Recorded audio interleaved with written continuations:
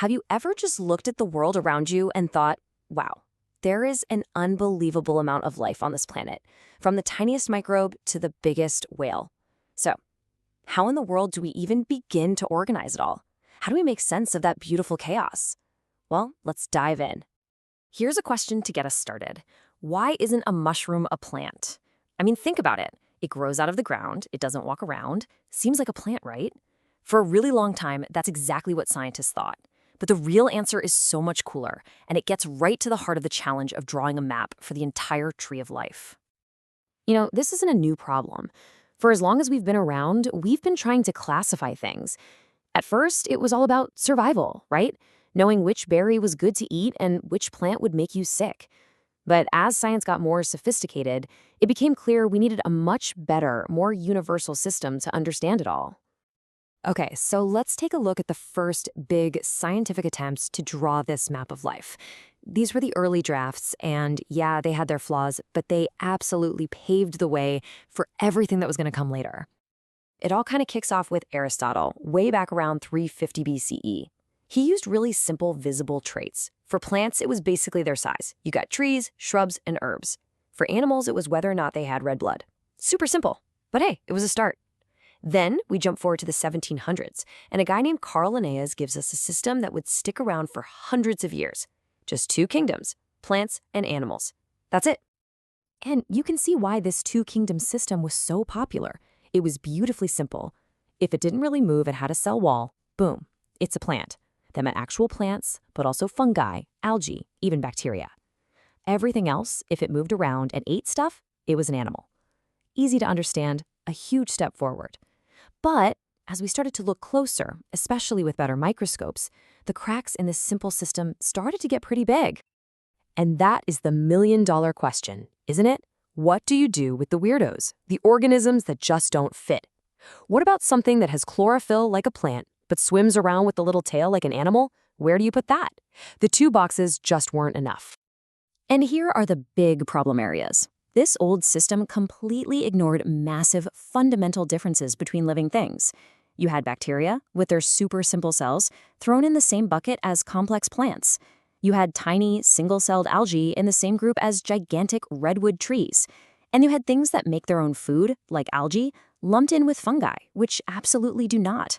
The whole thing was becoming a mess. Science desperately needed a new map. And that new map finally arrived in 1969.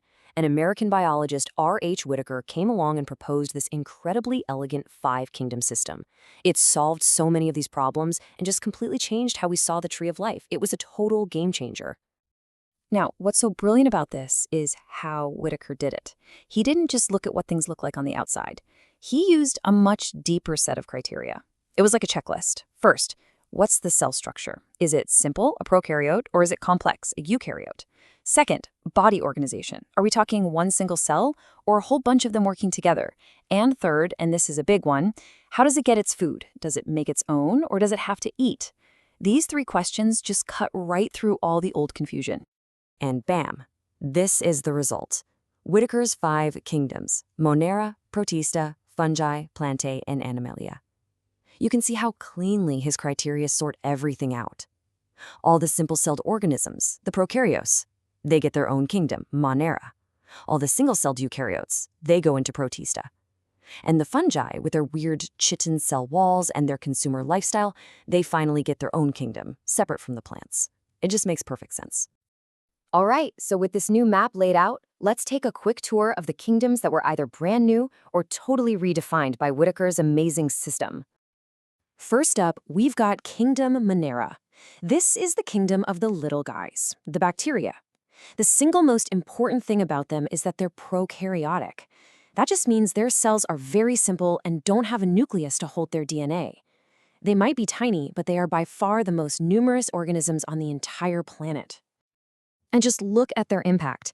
These guys are survivors. They're found literally everywhere, from deep-sea vents to boiling hot springs. Their diet is also incredibly diverse. Some get energy from sunlight, some from weird chemicals, some eat other things. And they're totally tangled up in our own lives, for better or for worse, from helping us make yogurt and life-saving antibiotics to causing awful diseases like cholera. Next up, Kingdom Protista. So after you pull out the bacteria, this is where you put all the other single-celled organisms, the ones with complex eukaryotic cells. Honestly, it's kind of the miscellaneous drawer of life, a real catch-all group. But it's super important because it's the kingdom that links to the other big three, the plants, animals, and fungi. And this kingdom is just full of wild and fascinating creatures. Most of them live in water. You've got things like diatoms, which build these incredible, intricate little shells out of glass. Over millions of years, they form huge deposits that we use for things like filtering water.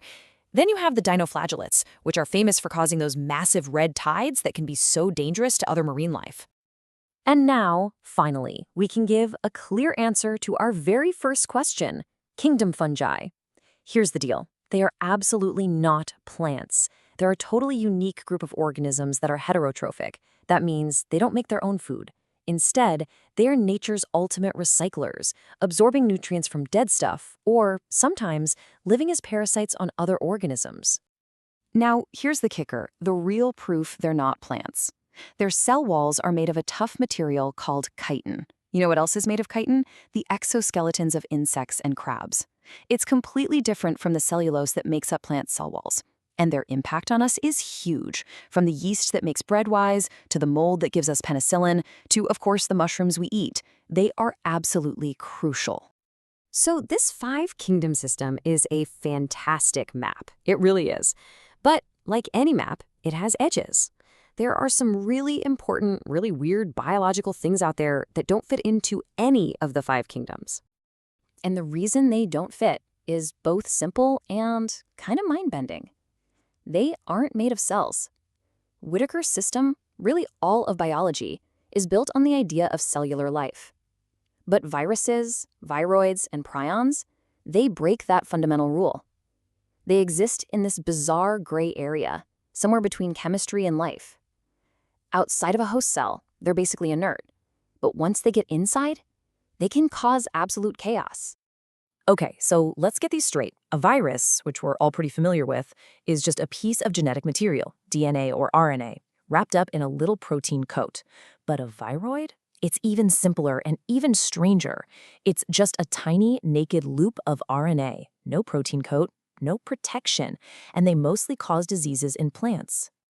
And then you have prions. And if you thought viroids were weird, hold on. Prions are just protein. That's it. No DNA, no RNA, no genetic material at all. They're just infectious, misfolded proteins that can cause a chain reaction, forcing other normal proteins to misfold too. And they're responsible for some really scary neurodegenerative diseases like mad cow disease. And this really brings us to the most important takeaway from this whole story. And this quote says it perfectly. Science isn't about finding a final, unchanging set of facts. It's a process. Our maps of life change as our tools get better and our understanding gets deeper, and the changes we see today are just part of a long, ongoing story. You know, the story didn't even stop with Whitaker in 1969. Not long after, new genetic tools showed that the bacteria in kingdom Monera were actually two very different groups. This led to the three-domain system, which sits on top of a six-kingdom model. It's a perfect example of how science keeps building on itself, constantly drawing a more and more accurate map. So that leaves us with one last thought to chew on. We are living in an unbelievable age of discovery. We're exploring the deepest parts of the ocean, we're analyzing DNA at a speed that was once science fiction. With every new species we find and every new technology we invent, our understanding is going to change. So the real question is, what will the next great map of life look like? What will it tell us about our world and our own place in it?